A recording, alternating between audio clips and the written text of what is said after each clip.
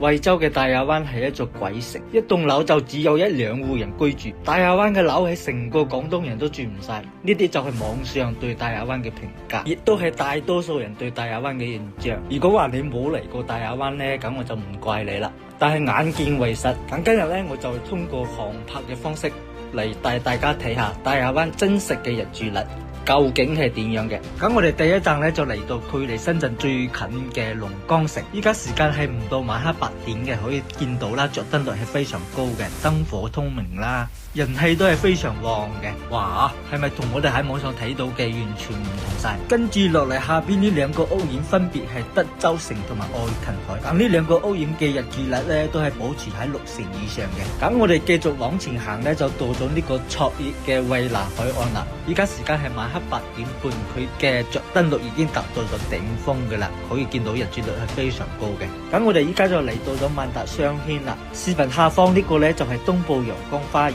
而上方嗰個呢，就係碧桂園嘅翡翠山，可以通過視頻睇到啦，周邊嘅日住率都係非常高嘅。繼續行前2公里呢，就到咗呢個吳業廣場啦。呢度附近嘅日住率咧都唔差嘅，可以見到燈火通明啦。最後咧就嚟到咗今日最後一個區域，呢個咧就係大亞灣嘅行政中心區，都係依家樓市存在感比較差嘅一個片區。因為喺深圳翻工嘅人咧，大多數都唔會選擇呢個區域去入手嘅，大多數咧都係喺本地工作嘅人群買呢度嘅。咁都可以見到啦，大多數都係燈火通明嘅，日住率都係唔低嘅。好啦，綜合以上咧，如果你對大亞灣感興趣或者你想了解大亞灣更多其他嘅屋苑，可以喺評論區留言或者私信俾我嘅。